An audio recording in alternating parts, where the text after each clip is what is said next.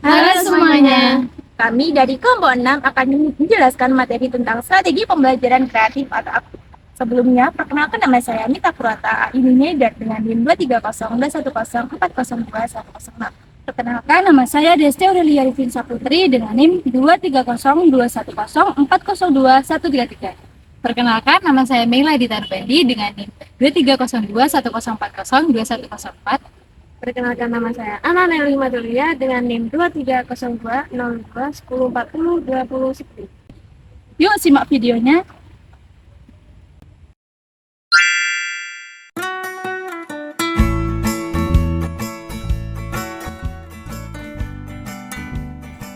Baik teman-teman, masuk pada materi yang pertama yaitu pengertian dari pembelajaran aktif atau kreatif. Nah, teori pembelajaran itu sangat beragam, salah satunya yaitu pembelajaran aktif.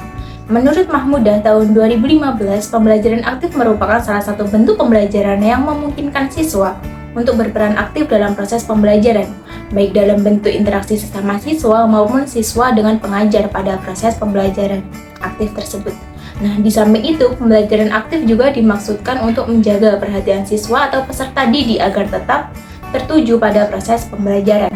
Sedangkan menurut Safaat tahun 2012, pembelajaran aktif adalah proses belajar dengan siswa mendapatkan kesempatan lebih banyak untuk melakukan aktivitas belajar, berupa hubungan interaksi lewat materi pembelajaran dan sesama pembelajar atau siswa dan guru yang ada di ruang kelas.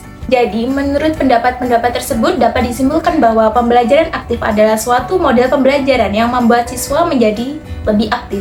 Siswa diajak menyelesaikan masalah dengan pengetahuan yang mereka miliki dan menerapkan apa yang telah mereka pelajari. Yang selanjutnya yaitu karakteristik pembelajaran kreatif atau aktif.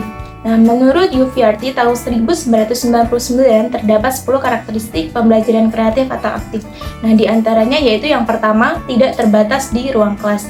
Nah, pembelajaran itu tidak hanya terbatas hanya di ruang kelas, namun dapat dilaksanakan di luar kelas atau lingkungan sekolah, seperti halaman sekolah dan tempat lain yang ada di masyarakat. Yang kedua yaitu melibatkan semua siswa dalam seluruh kegiatan. Nah, pembelajaran yang melibatkan semua siswa mengandung dua hal, yaitu menyangkut kegiatan dan menyangkut siswa. Dalam pembelajaran, apabila suatu kegiatan berlangsung, semua siswa harus terlibat dalam kegiatan tersebut. Bila perlu, mulai dari awal sampai akhir pembelajaran. Selanjutnya yang ketiga yaitu berorientasi pada hasil belajar. Nah, karakteristik yang ketiga ini sejalan dengan apa yang disebutkan dalam karakteristik yang kedua. Jadi, jika siswa dituntut untuk mengikuti semua kegiatan, berarti siswa dikehendaki terlibat dalam proses, bukan hanya asal dapat menunjukkan hasil saja. Nah, selanjutnya yaitu nomor 4, peranan siswa proaktif. Nah, selama masa persiapan, mungkin guru perlu memberikan pengarahan seperlunya dalam bentuk memberikan pancingan dan motivasi. Tetapi sesudah itu, siswa dapat dilepas. Guru memberikan waktu sepenuhnya pada siswanya. Nah, kini siswa yang memegang peranan yang proaktif. Sesekali guru mengamati sambil membetulkan jika ada kekeliruan atau kondisi kelas memang menghendaki guru untuk melakukan sesuatu. Dan yang kelima yaitu guru berperan sebagai fasilitator. Nah, guru memberikan pancingan atau petunjuk secara garis besar kepada siswa. Kemudian siswa tersebut yang menentukan sendiri tentang hal-hal yang berkenan dengan kegiatan yang akan mereka lakukan. Selanjutnya yaitu memperhatikan perbedaan antara individu siswa. Memperhatikan perbedaan antara individu siswa ini berarti bahwa proses pembelajaran harus disesuaikan dengan kebutuhan, kemampuan, dan gaya belajar masing-masing siswa. Ini bertujuan untuk menciptakan lingkungan belajar yang inklusif, di mana setiap siswa dapat berpartisipasi secara optimal. Dengan memahami perbedaan ini, seorang guru dapat merancang kegiatan yang mendorong eksplorasi dan kreativitas serta memfasilitasi interaksi yang lebih bermakna antara siswa dan materi pembelajaran. Selanjutnya yaitu interaksi siswa dengan siswa dan siswa dengan lingkungan. Interaksi siswa dengan siswa dan siswa dengan lingkungan ini dalam pembelajaran kreatif aktif berarti menciptakan suasana di mana siswa dapat berkolaborasi, berdiskusi, dan belajar dari satu sama lain serta terlibat langsung dengan lingkungan sekitar mereka.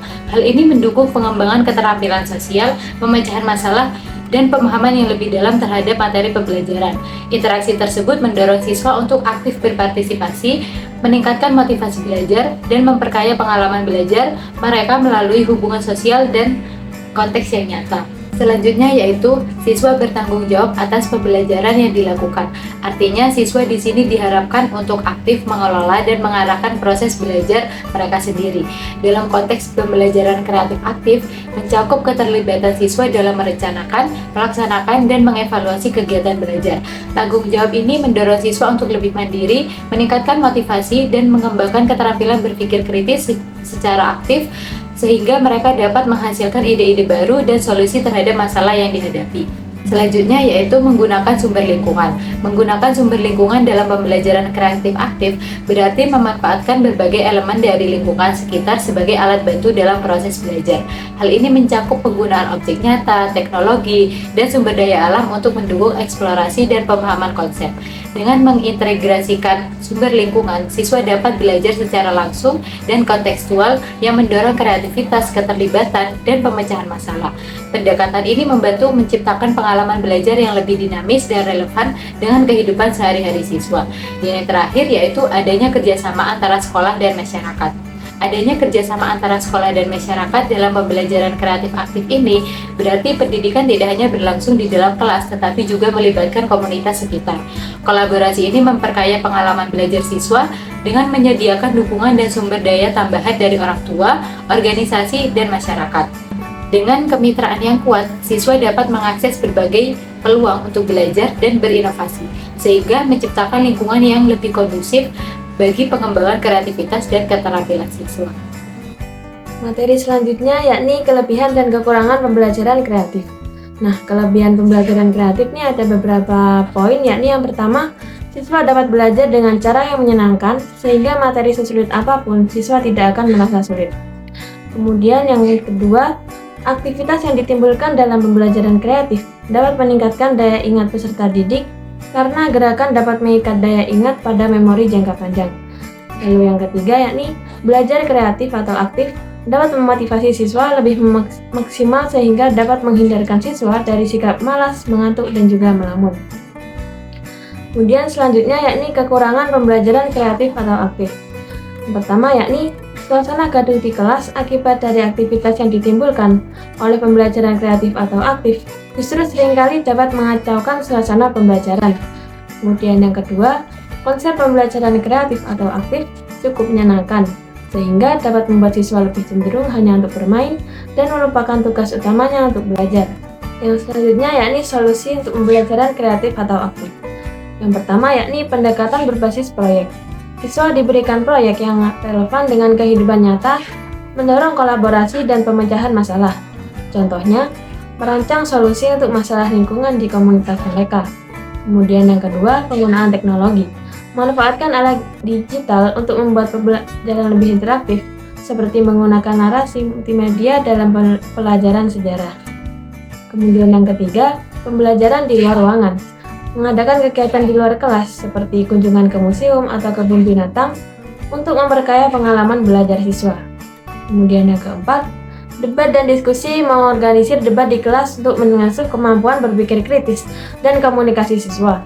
Ini juga menciptakan ruang bagi siswa untuk mendengarkan pandangan berbeda. Kemudian yang kelima, mendukung inisiatif siswa. Memberikan kebebasan kepada siswa untuk mengeksplorasi minat mereka sendiri dalam proses belajar, seperti memimpin proyek atau presentasi. Kemudian yang terakhir, yakni bercerita atau storytelling. Menggunakan teknik bercerita untuk menyampaikan materi pelajaran dengan cara yang menarik, sehingga siswa lebih mudah memahami dan mengingat informasi. Masuk materi yang selanjutnya yaitu ciri-ciri pembelajaran kreatif atau aktif. Nah, ada beberapa ciri yang terdapat dalam proses belajar mengajar aktif menurut Ginajar tahun 2013. Nah, diantaranya yaitu yang pertama, situasi kelas yang merangsang siswa melakukan kegiatan belajar secara bebas dan terkendali.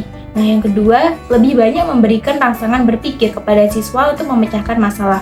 Yang ketiga, situasi dan kondisi kelas aktif dengan terjadi tanya jawab antara siswa dan guru dapat diubah sesuai dengan kebutuhan siswa. Yang keempat, guru lebih kepada membimbing siswa. Yang kelima, belajar tidak hanya dilihat atau diukur dari segi hasil yang dicapai siswa, tetapi juga dilihat dan diukur dari segi proses belajar yang dilakukan oleh siswa.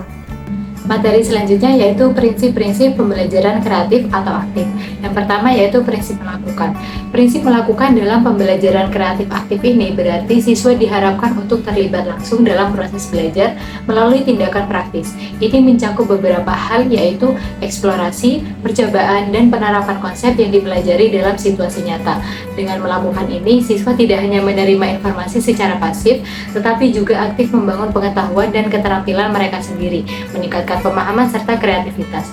Pendekatan ini mendorong siswa untuk berpikir kritis dan berinovasi dalam menyelesaikan masalah yang dihadapi. Yang kedua yaitu prinsip eksplorasi lingkungan, yaitu melibatkan siswa dalam proses belajar dengan memanfaatkan sumber daya dan elemen yang ada di sekitar mereka. Hal ini mendorong siswa untuk menjelajahi, mengamati, dan berinteraksi dengan lingkungan fisik dan sosial, sehingga memperkaya pengalaman belajar mereka. Dengan eksplorasi ini, siswa dapat mengembangkan keterampilan berpikir kritis, kreativitas, dan pemahaman yang lebih mendalam terhadap materi pelajaran, sekaligus meningkatkan keterlibatan dan motivasi belajar mereka. Dan yang ketiga yaitu prinsip menggunakan semua alat indera atau panca indera. Prinsip menggunakan semua alat indera atau panca indera dalam pembelajaran kreatif aktif ini berarti siswa diajak untuk belajar melalui pengalaman langsung yang melibatkan semua alat indera mereka dengan memanfaatkan penglihatan, pendengaran, penciuman, perasa, dan juga peraba. Siswa dapat mengamati, merasakan, dan berinteraksi dengan materi pelajaran secara menyeluruh. Berikut contoh beberapa pemanfaatan semua panca indera dalam proses pembelajaran. Pertama yaitu indera penglihatan, menggunakan media visual seperti gambar, video, atau diagram untuk menjelaskan konsep. Misalnya, dalam pelajaran IPA, guru dapat menunjukkan gambar struktur telinga untuk membantu siswa memahami fungsi setiap bagiannya. Yang kedua, indera pendengaran, memanfaatkan audio seperti rekaman suara atau musik untuk memperkuat hafalan materi. Contohnya, metode klasikal baca simak yang menggabungkan bacaan dengan irama membuat siswa lebih mudah mengingat informasi. Yang ketiga yaitu indera penciuman, menggunakan aroma dalam eksperimen sains seperti mencium bau berbagai bahan kimia untuk mengenali sifat-sifatnya. Ini dapat dilakukan dalam berbagai kegiatan praktikum di laboratorium. Yang keempat yaitu indera perasa, melibatkan siswa dalam kegiatan yang melibatkan rasa seperti mencicipi makanan saat belajar tentang gizi atau bahan makanan. Hal ini membuat pembelajaran lebih menarik dan interaktif. Dan yang terakhir yaitu indera peraba, menggunakan objek konkret yang dapat diraba seperti model atau alat peraga untuk memahami konsep fisika atau biologi. Misalnya, siswa dapat meraba tekstur berbagai bahan saat belajar tentang sifat-sifat materi. Pendekatan ini meningkatkan pemahaman dan ingatan siswa, serta mendorong kreativitas dan keterlibatan mereka dalam proses belajar. Melalui eksplorasi multisensori, siswa dapat mengkonstruksi pengetahuan secara lebih aktif dan lebih bermakna. Yang selanjutnya yaitu model pembelajaran kreatif atau aktif. Menurut Uno dan Nurdin 2011, beberapa model pembelajaran yang dapat diterapkan guru dalam meningkatkan keaktifan dan kreativitas siswa diantaranya yaitu yang pertama yaitu model kepala bernomor struktur. Secara sederhana, model pembelajaran ini sebuah tim yang solid, di mana setiap anggota memiliki peran penting untuk mencapai kesuksesan tim. Model ini merupakan modifikasi dari teknik NHT yang dikembangkan oleh Spencer Kagan pada tahun 1992. Dalam model ini, siswa tidak hanya belajar secara individual, tetapi juga berinteraksi dengan teman sekelompok dan kelompok lainnya, sehingga mendorong kerjasama dan diskusi. Metode pembelajaran ini mengelompokkan siswa berdasarkan nomor yang diberikan kepada mereka. Setiap siswa dapat kelompok memiliki tugas yang berbeda, dan mereka dapat bergabung dengan siswa dari kelompok lain yang memiliki nomor yang sama untuk berkolaborasi dalam menyelesaikan tugas. Metode ini bertujuan untuk meningkatkan motivasi dan hasil belajar melalui interaksi dan tanggung jawab individu dalam konteks kelompok. Yang kedua yaitu model debat. Debat adalah proses komunikasi yang melibatkan argumen logis dan bukti untuk mendukung pendapat masing-masing pihak. Dalam konteks pendidikan, model debat digunakan untuk membantu siswa memahami materi pelajaran melalui diskusi yang interaktif dan dinamis. Siswa tidak hanya belajar untuk mengemukakan pendapat, tetapi juga menghargai sudut pandang orang lain. Nah, dalam model pembelajaran debat ini, siswa akan dibagi menjadi dua kelompok yang berlawan pendapat mengenai suatu topik tertentu. Setiap kelompok akan berusaha meyakinkan kelompok lain dan seluruh kelas akan kebenaran pendapat mereka. Metode ini bertujuan untuk meningkatkan keterampilan berpikir kritis, kemampuan komunikasi, dan pengambilan keputusan siswa. Yang ketiga yaitu model role playing. Role playing adalah teknik pembelajaran yang memungkinkan siswa untuk berinteraksi dan berpartisipasi aktif dengan cara memerankan tokoh dalam suatu skenario. Dalam metode pembelajaran ini, siswa akan berperan sebagai tokoh tertentu dalam suatu situasi atau peristiwa. Mereka akan berinteraksi satu sama lain sesuai dengan peran yang mereka mainkan. Keempat, yaitu model make a match. Make a match sendiri adalah teknik pembelajaran di mana siswa mendapatkan kartu yang kemudian mereka harus mencari pasangan yang sesuai dengan kartu yang mereka pegang. Dalam metode ini, siswa akan mencari pasangan kartu yang cocok. Setiap siswa akan mendapatkan sebuah kartu, bisa berupa pertanyaan, jawaban, gambar, atau bagian dari suatu konsep. Tugas mereka adalah mencari siswa lain yang memiliki kartu pasangan dalam waktu yang ditentukan. Yang kelima yaitu model inside-outside circle. Model pembelajaran inside-outside circle ini adalah metode kooperatif yang dikembangkan oleh Spencer Kagan. Metode ini dirancang untuk meningkatkan interaksi dan pertukaran informasi antara siswa dalam suasana belajar yang aktif. Dalam model ini, siswa dibagi menjadi dua lingkaran, yang satu lingkaran dalam dan satu lingkaran luar. Siswa akan berpasangan dan bertukar informasi dengan cara berputar dalam dua lingkaran. Selanjutnya saya akan menjelaskan tentang bagaimana pengaplikasian pembelajaran aktif atau pembelajaran kreatif. Pembelajaran aktif atau pembelajaran kreatif sendiri memiliki beberapa teknik. Yang pertama yaitu teknik think, pair, and share. Dengan cara ini, siswa diberi pertanyaan atau soal untuk dipikirkan sendiri kurang lebih 2-5 menit untuk berpikir. Kemudian, siswa diminta untuk mendiskusikan jawaban atau pendapatnya dengan teman yang duduk di sebelahnya. Setelah itu, pengajar dapat menunjukkan satu atau lebih siswa untuk menyampaikan pendapatnya atau pertanyaan atau soal itu di depan kelas. Lalu guru memberikan pertanyaan, contohnya, apa manfaat membaca buku setiap hari? Lalu siswa diminta berpikir sendiri selama 2-5 menit, lalu berdiskusi dengan teman di sebelahnya untuk saling melengkapi jawaban. Setelah itu, salah satu siswa diminta menyampaikan hasil diskusi seperti jawaban, kami berpendapat membaca buku setiap hari dapat menambah pengetahuan, meningkatkan kosakata, dan melatih konsentrasi. Yang kedua yaitu teknik collaborative learning group.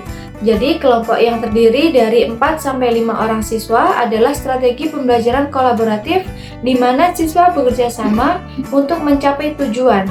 Jadi, kelompok ini dapat bersifat tetap sepanjang semester, misalnya untuk menyelesaikan proyek penelitian tentang energi terbarukan. Sementara itu, kelompok jangka pendek dibentuk untuk satu pertemuan, seperti mendiskusikan solusi krisis air bersih, lalu mempresentasikan hasil diskusi di akhir kelas.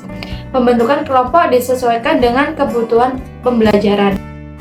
Teknik yang ketiga yaitu student lead review session. Jadi teknik ini menekankan kepada peran pengajar yang digantikan oleh siswa. Jadi pengajar hanya bertindak sebagai narasumber dan fasilitator. Contohnya adalah metode diskusi kelompok, di mana siswa membahas suatu topik secara mandiri, mencari solusi, dan mempresentasikannya, sementara pengajar hanya memberikan arahan jika diperlukan. Teknik yang keempat yaitu student debat. Jadi, student debat ini diskusi dalam bentuk debat dilakukan dengan memberikan suatu isu yang sependapat atau mungkin kontroversial sehingga akan terjadi pendapat-pendapat yang berbeda dari siswa. Sehingga mereka dapat mengasah kemampuan berpikir kritis dan berargumentasi. Contohnya, siswa diberikan isu seperti apakah ujian nasional masih relevan di era sekarang? Mereka dibagi menjadi dua tim, antara tim pro dan kontra, lalu saling menyampaikan argumen, sementara guru menjadi moderator yang mengatur jalannya debat. Bismillahirrahmanirrahim. Assalamualaikum warahmatullahi wabarakatuh.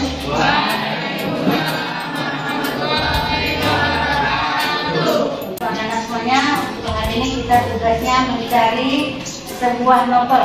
Di mana novel tersebut kita cari di perpustakaan. Kita Sayangannya kelompok 1 silakan maju.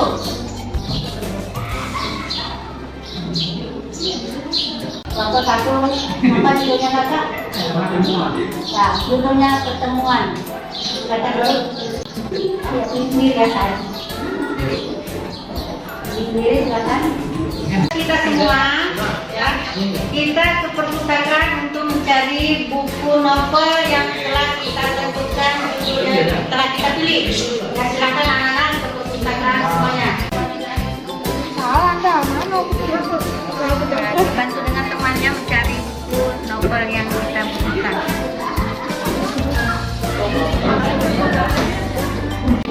Anak-anak yang sudah menemukan bukunya, silakan dicari dengan judul yang akan dicari secara berkelompok dan harus kerjasama ya. Silakan bawa ke sini saya periksa. Iya. Hari ini mudah-mudahan yang kita pelajari dapat bermanfaat. Wassalamualaikum warahmatullahi wabarakatuh. Berikut merupakan penjelasan dari video tersebut. Pembelajaran kreatif memberikan ruang bagi siswa untuk berpikir di luar batasan konvensional. Dalam dunia yang semakin mengutamakan inovasi, kemampuan untuk berpikir kreatif menjadi salah satu keterampilan yang paling dicari. Dengan mendorong siswa untuk berinovasi dan mengekspresikan ide-ide mereka, kita membantu mereka mengembangkan kemampuan yang sangat berharga untuk masa depan. Salah satu keunggulan utama dari pembelajaran kreatif adalah peningkatan keterlibatan siswa ketika siswa terlibat secara aktif dalam proses belajar. Mereka lebih mungkin untuk memahami dan mengingat materi pelajaran. Metode yang interaktif dan menyenangkan membuat pengalaman belajar menjadi lebih menarik, sehingga siswa merasa lebih termotivasi untuk belajar. Ketika siswa diberikan kesempatan untuk mengekspresikan diri dan berbagi ide-ide mereka cenderung merasa lebih percaya diri. Pembelajaran kreatif memberi mereka platform untuk menunjukkan bakat dan kemampuan mereka yang pada gilirannya meningkatkan rasa percaya diri dan harga diri mereka.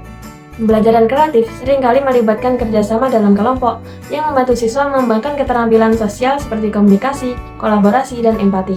Keterampilan ini sangat penting dalam kehidupan sehari-hari dan di tempat kerja. Assalamualaikum warahmatullahi wabarakatuh. Perkenalkan, nama saya Nandavian Haryanto. Profesi saya adalah sebagai guru mata pelajaran sejarah di SMA Negeri 1 Kencong.